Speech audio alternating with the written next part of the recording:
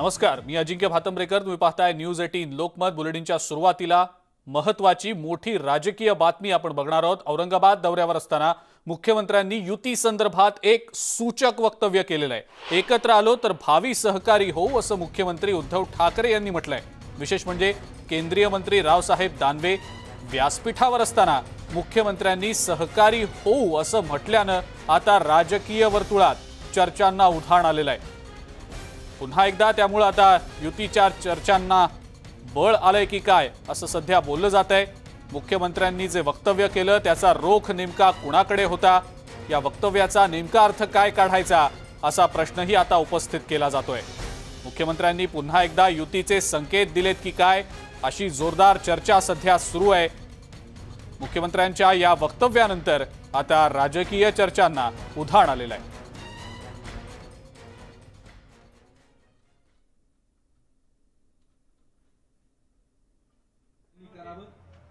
Udayji Samant sir यांचं स्वागत Kishore Balande sir करतील.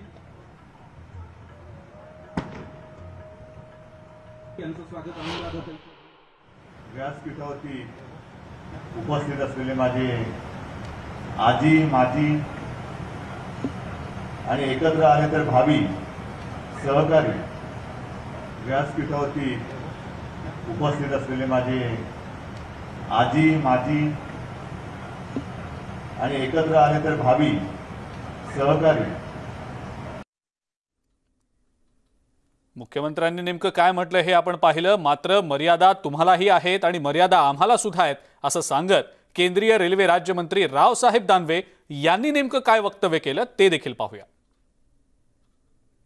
मर्यादा तुम्हाला बी आहे, मर्यादा मला बी आहे, पण मर्यादेच्या पलीकडे जाऊन सुद्धा मी करू शकतो, मला खात्री आहे.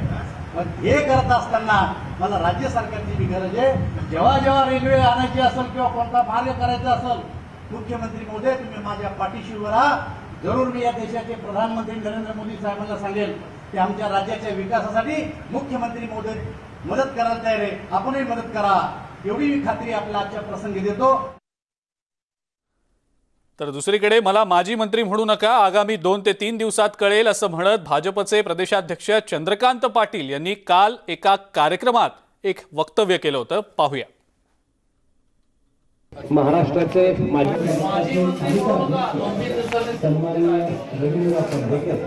महाराष्ट्राचे माजी महाराष्ट्राचे माजी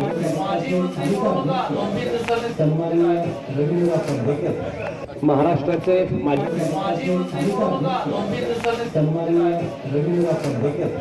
महाराष्ट्राचे माजी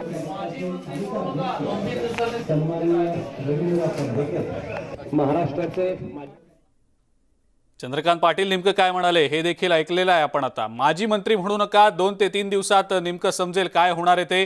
तर दुसरीकडे उद्धव ठाकरे शिवसेनेचे पक्षप्रमुख आहेत, ते जो निर्णय घेतील तो आम्हाला मान्य आहे अशी प्रतिक्रिया नगरविकास मंत्री एकनाथ शिंदे यांनी दिलेली आहे. उदयजी सामंत सर यांचं त्यामुळे आता मुख्यमंत्र्यांच्या वक्तव्यानंतर चर्चांना उधाण आलेलं आहे.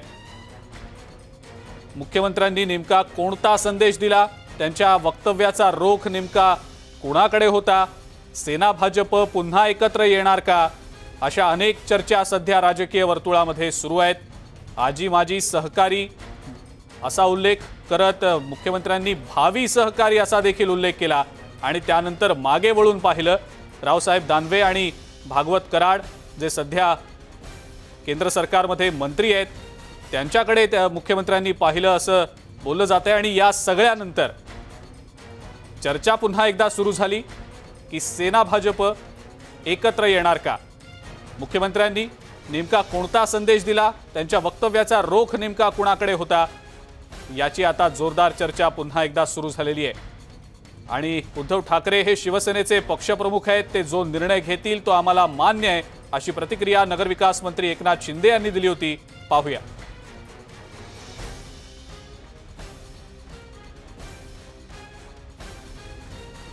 जुने सहकारी म्हणजे भारतीय जनता पक्ष आणि शिवसेना गेल्या अनेक वर्षापासून या राज्यामध्ये एकत्र होते आणि त्याचा उल्लेख मुख्यमंत्री महोदयांनी केला असेल. शेवटी मुख्यमंत्री महोदय आमचे पक्षप्रमुख देखील आहेत. कुठलाही धोरणात्मक पॉलिसी डिसिजन हा घ्यायचा अधिकार त्यांचा आहे. एकनाथ शिंदे देखील नेमकं काय म्हणाले आपण पाहिलं. पक्षप्रमुख जो निर्णय घेतील तो आम्हाला सर्वांना मान्य असेल अशी प्रतिक्रिया त्यांनी दिलेली आहे. मात्र मुख्यमंत्र्यांनी औरंगाबादमध्ये आपल्या भाषणाची सुरुवात करताना जी वक्तव्य केली ती पाहता पुन्हा एकदा शिवसेना आणि भाजप एकत्र येणार की काय अशी जोरदार चर्चा सुरू झालेली आहे. राजकीय वर्तुळात मोठी खळबळ उडवून देणारी ही घडामोड म्हणावी लागेल. अनेकांच्या भुवया या सगळ्या वक्तव्यानंतर उंचावल्याचं देखील दिसतंय. मुख्यमंत्र्यांनी नेमका कोणता संदेश दिलाय हा देखील प्रश्न या निमित्तानं उपस्थित केला जातोय.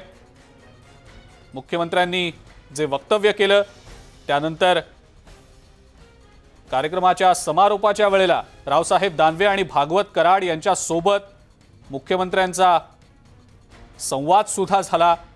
या संवादादरम्यान नेमक्या कोणत्या बाबींचा उल्लेख झाला, कोणत्या मुद्द्यांवर चर्चा झाली याबद्दल देखील आता उत्सुकता ताणली गेलेली आहे.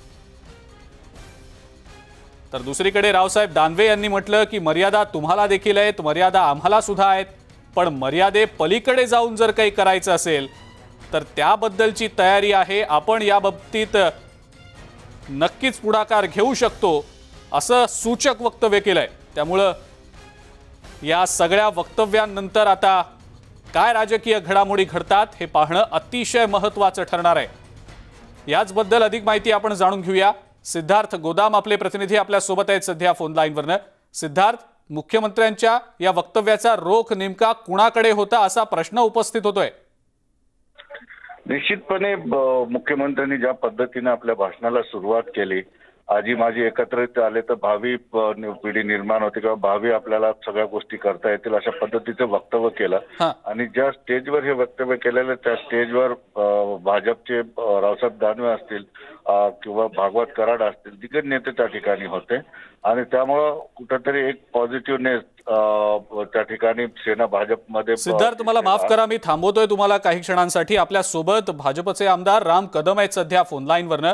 राम कदम, आपण मुख्यमंत्र्यांनी नेमकं काय वक्तव्य केलं हे निश्चितपणे ऐकलं असेल. सूचक असं त्यांचं ते वक्तव्य होतं. काही महत्त्वाच्या राजकीय घडामोडी येत्या काळात घडू शकतात का? मुख्यमंत्र्यांच्या वक्तव्याचा रोख नेमका कुणाकडे होता असं वाटतं? मुख्यमंत्र्यांचं नेमकं वक्तव्य, त्याचा रोख, त्याच्या पाठीमागचे त्यांचे विचार, भूमिका या बाबतीत सविस्तरपणे माननीय मुख्यमंत्री स्वतः सांगू शकतील. पण एका विधानावरून आपण भविष्यात काय घडेल या बाबतीत संकेत करणं हे काही योग्य ठरणार नाही. वर्तमान स्थितीत भारतीय जनता पार्टी हा विरोधी पक्ष म्हणून एक सक्षमपणे महाराष्ट्रात काम करतोय. आदरणीय विरोधी पक्षनेते देवेंद्र फडणवीस साहेबांच्या नेतृत्वाखाली आम्ही सक्षमपणे या सरकारला विरोध करतो आहोत. ज्या पद्धतीनं विकासापासून सगळीच कामं ही ठप्प झालेली आहेत, मराठवाडा असेल, कोकण आहे, पश्चिम महाराष्ट्र, विदर्भ याच्यावर या सरकारनं केलेला अन्याय त्याला आम्ही वाचा फोडतो. हा भाग झाला एक. दुसरा भाग, भविष्यात काय घडेल, राजकारण जर तरवर होत नाही. आमची वैचारिक लढाई एक वेगळी असते. बरोबर कदम साहेब, पण एक प्रश्न विचारतो.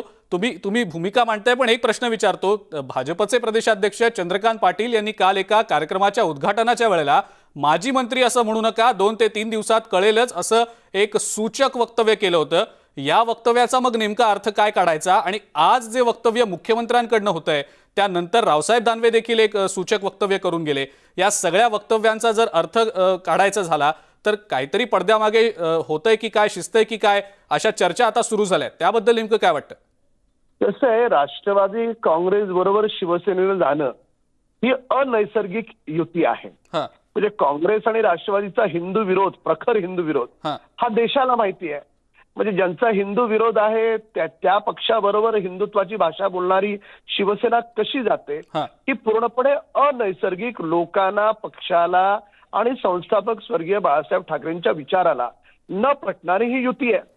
भाजप सेनेची युती ही नैसर्गिक युती होती, कारण दोन्ही पक्षांचे विचार हे सारखे होते. हे काही लपून राहिलेलं नाही. मग कदम साहेब, पुन्हा जुळणार का असा प्रश्न सातत्यानं विचारला जातोय. नाही, त्या विधानावरून अगदी उद्या जुळणार आहे वगैरे असे काही आपण तर्क वितर्क करण्यात अर्थ नाही. पक्षाचं शीर्षस्थ नेतृत्व या बाबतीत योग्य वेळेस योग्य तो निर्णय घेईल. या वर्तमान स्थितीमध्ये भारतीय जनता पार्टी या 3 पक्षानं महाराष्ट्राच्या जनतेवर जो जुलमी अत्याचार सुरू केलाय त्याच्या विरोधात आवाज उठवणं हे एकमेव काम आहे. सत्ता स्थापन करण्याची आम्हाला घाई नाही. भारतीय जनता पार्टी या क्षणाला देखील स्वबळावर महाराष्ट्रात सत्ता स्थापन करेल एवढी ताकद आदरणीय चंद्रकांत दादा पाटील आणि आदरणीय देवेंद्रजी फडणवीस साहेबांच्या नेतृत्वाखाली आमची महाराष्ट्रात तयार झालेली आहे. त्या विधानावरून त्यांची काय भूमिका आहे ते स्पष्ट करू शकतील. पण त्या विधानावरून उद्या ताबडतोब सरकार वगैरे स्थापन होतंय या तुमच्या भविष्यवाणीवर किंवा इतर कोणी भविष्यवाणी वर्तवत असेल तर त्यात काही वर्तमान स्थितीत तरी काही तथ्य वाटत नाही. नाही कदम साहेब, आम्ही भविष्यवाणी करत नाही आहोत. ज्या घडामोडी ज्या पद्धतीने घडतायत, जी वक्तव्य समोर येत आहेत, ती ज्या घटनाक्रमात घडतायत त्याच आधारे त्याच संदर्भाने प्रश्न विचारला. पण आपलं नेमकं काय आकलन आहे, वैयक्तिकरित्या नेमकं काय वाटतं, काही घडू शकतं येत्या काळात असं वाटतं ज्या पद्धतीची वक्तव्य होत आहेत ते पाहता? शिवसेनेनं काँग्रेस आणि राष्ट्रवादीबरोबर जाऊन काय मिळवलं? कुठल्या शिवसेनेच्या कार्यकर्त्याला काही मिळालं का? कुणालाच काही मिळालं नाही. महाराष्ट्राच्या जनतेला काय मिळालं? जनतेलाही काही शिवसेनेला त्यांच्यासोबत जाऊन देता आलं नाही. साधा विकास कामांचा जो वाटा जर आपण पाहिला तर जवळपास 75% वाटा राष्ट्रवादीच्या मंत्र्यांनी लाटलाय. त्याच्यानंतरचा खालचा वाटा काँग्रेसच्या मंत्र्यांनी लाटलाय. आकडे जर घ्यायचे झाले तर फक्त 50-55 हजार कोटी रुपये शिवसेनेच्या वाटेला आले. म्हणजे फक्त नाममात्र मुख्यमंत्रीपद दाखवायचं आणि सगळं राज्य राष्ट्रवादीच्या नेत्यांनी चालवायचं हे महाराष्ट्रात चाललंय. त्याच्यामुळे ज्या पद्धतीने टक्केवारीनं लूट चालवलेली आहे या लुटीमुळे कदाचित आता महाराष्ट्राच्या जनतेमध्ये रोष जो निर्माण झालाय तो रोष मुख्यमंत्र्यांच्या लक्षात कदाचित आला असावा असं मला एक व्यक्तिगत कार्यकर्ता म्हणून जाणवतं. कारण ज्या कोकणानं भरभरून शिवसेनेला दिलं त्या कोकणाला अजून दमडी मिळाली नाही. आपल्या पश्चिम महाराष्ट्रात महापूर आला, घोषणा झाल्या, त्यांना मिळालं नाही. अहो कोरोना कालखंडामध्ये लोकांनी तडफडून जीव दिले, त्यांना काय मिळालं? तर त्याच्यामुळे महाराष्ट्रात या 2 वर्षाच्या कालखंडामध्ये शिवसेनेचे कदम साहेब मुद्दा कळला आपला. माफ करा मी थांबवतोय आपल्याला. मुख्यमंत्री उद्धव ठाकरे यांची पत्रकार परिषद आता सुरू होतीये, थेट जाऊया तिकडे. काही ठिकाणी आता तुमच्या समोर मी त्यांनी जो आमची पहिली एक मागणी होती की मुंबई अहमदाबाद बुलेट ट्रेनच्या आधी आपल्या राज्याची राजधानी आणि उपराजधानी जोडा मुंबई नागपूर. आता त्यांनी तो विषय मांडल्यानंतर प्रेझेंटेशन हा एक भाग झाला. पण 2 शहरं मुंबई आणि नागपूर हिंदू हृदय सम्राट बाळासाहेब ठाकरे समृद्धी महामार्गाने तर आपण जोडतोच आहोत. पण त्याच बरोबरीने जर बुलेट ट्रेननी जोडली जात असतील तर पूर्ण पाठिंबा आणि पूर्ण मदत आपलं सरकार करेल. इतर कामांसाठी इतर जे रेल्वेचं जाळं बसवण्यात जातं त्यातही राज्य सरकारला 50% वाटा द्यावा लागतो आणि हा तुम्ही बंद केलाय असं त्यांचं म्हणणं होतं. माझ्या कानावर अशा काही गोष्टी आलेल्या नाहीत. आणि संभाजीनगर आणि नगर हा रेल्वे मार्ग आहे, पुणे आणि नाशिक हा रेल्वे मार्ग आहे. आता पुणे आणि नाशिक रेल्वे मार्गासाठी सुद्धा त्यांनी 50% करावं आमची तयारी आहे. आम्ही तर जाहीरच केलेलं आहे. संभाजीनगर नगरसाठी केलेलं आहे. तर जे प्रकल्प जनतेच्या हिताचे आहेत आणि जिथे जिथे राज्य सरकारला आपला वाटा उचलणं आवश्यक आहे तिथे आम्ही कधीच नाही म्हटलं. ऑरिक सिटीची पाहणी केली त्यामध्ये तुम्हाला प्रामुख्याने काय सांगावं? याला जोडून आजपर्यंत या प्रकल्पाबद्दल मी ऐकून होतो. पंचतारांकित MIDC पंचतारांकित हॉटेल हा विषय सगळ्यांना खास करून शहरी लोकांना माहिती आहे. पण पंचतारांकित MIDC म्हणजे काय असतं ही माझी पाहण्याची खूप इच्छा होतीच. आणि योगायोग असा की 2-4 दिवसापूर्वी नीती आयोगासोबतची बैठक झाली, त्यांचे उपाध्यक्ष आले होते. त्यांनी खास करून ह्या इमारतीची स्लाईड दाखवली आणि खूप तारीफ या प्रकल्पाची केली. त्याच्यामुळे माझं सुद्धा एक प्रामाणिक मत आहे की इतर राज्यात ज्या काही गोष्टी घडल्या त्या आपल्या जाहिरातीत न दाखवता आपल्या राज्यात ज्या आपण गोष्टी चांगल्या केलेल्या आहेत त्याची जाहिरात व्हावी हा एक माझा प्रामाणिक हेतू आहे. आणि मी अनवलगंजी इथे आहे तुमचं सगळ्यांचं मी कौतुक करतो, जाहीर कौतुक करतो देशाच्या तुमच्या टीमचं की देशाला आणि राज्याला अभिमान वाटेल अशी एक औद्योगिक वसाहत तुम्ही केवळ कागदावर नाही तर प्रत्यक्षात दाखवली. जिथे आपण आज या हॉलमध्ये बसतोय या बाबतीत बसलोय. याची जाहिरात व्यवस्थित व्हायला पाहिजे की जेणेकरून राज्यामध्ये जे येऊ इच्छित आहेत उद्योगधंदे केवळ देशात नव्हे तर परदेशात सुद्धा याची जाहिरात झाली पाहिजे. सोयी सुविधा आपण काय देतो आहोत त्याचं मूर्तिमंत उदाहरण तुम्ही या ठिकाणी दाखवलेलं आहे. सर, शेंद्रा आणि बिडकीन हे 2 नोड जोडणारा जो नवीन रस्ता आहे दॅट इज अ की connectivity for this project. Sir, याबद्दल केंद्राने अजून फारशी तत्परता दाखवलेली नाहीये. राज्य सरकार त्यासाठी काय इनिशिएट करेल का? मी दानवे साहेबांशी बोलेन. सीएम साहेब, देशभरात गेल्या 2 दिवसापासून एक घटना मोठी चर्चेत आहे. सिने अभिनेता सोनू सूद यावर इन्कम टॅक्सचा छापा. मी आता खरं म्हटलं तर ह्या विषयाच्या आजूबाजूला कोविडच्या काळात नाही, आता त्याच्यात आज सामान्य अग्रलेख पण आहे. मला असं वाटतं मी प्रामाणिकपणाने आपल्याला विनंती करेन की आपण सुद्धा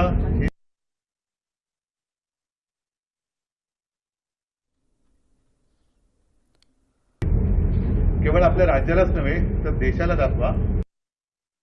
सर्वांना एक अभिमान वाटेल की आपल्या देशामध्ये महाराष्ट्र राज्य एक असं राज्य आहे की कोविड सारख्या प्रतिकूल परिस्थितीमध्ये काम थोडंसं मंदावलं होतं पण थांबवलं नव्हतं. कामं आपण चालू ठेवलेली आहेत. उद्योजक येत आहेत, गुंतवणूक वाढते आहे आणि येणाऱ्या उद्योजकांना येणाऱ्या गुंतवणुकीला एक ज्याला इज ऑफ डुईंग बिझनेस म्हणतो आपण, ते नुसतं बिझनेस नाही तर त्यांना बाकीच्या सोयी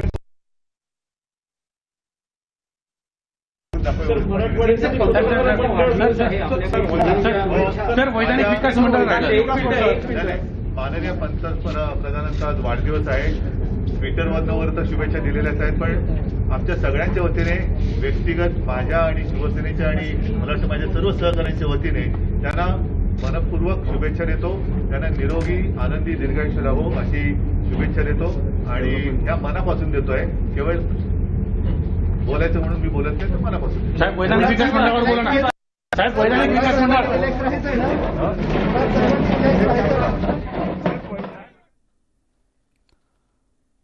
मुख्यमंत्री उद्धव ठाकरे यांनी पत्रकार परिषदेमध्ये अनेक महत्त्वाच्या मुद्द्यांवर वक्तव्य केलेलं आहे. येणारा काळच ठरवेल या शब्दांमध्ये मुख्यमंत्र्यांनी कार्यक्रमादरम्यान जे वक्तव्य केलं होतं त्या वक्तव्यावर त्यांनी पत्रकार परिषदेत ही प्रतिक्रिया दिलेली आहे. एकत्र आले तर ते भावी सहकारी ठरणार असं वक्तव्य मुख्यमंत्र्यांनी केलेलं होतं. त्या वक्तव्याचा पुनरुच्चार पत्रकार परिषदेदरम्यान मुख्यमंत्र्यांनी केलेला आहे. त्यामुळे येणारा काळच याबाबतीत ठरवेल असं मुख्यमंत्री उद्धव ठाकरे यांनी म्हटलेलं आहे. त्यामुळे पुन्हा एकदा सूचक विधान मुख्यमंत्र्यांनी केलेलं आहे. कार्यक्रमादरम्यान जे वक्तव्य मुख्यमंत्र्यांनी केलेलं होतं त्या वक्तव्याचा पत्रकार परिषदेदरम्यान त्यांनी पुनरुच्चार केलेला आहे. त्यामुळे सगळ्या शक्यता अजूनही या बाबतीतल्या असल्याचंच सूचक विधान त्यांनी केलंय.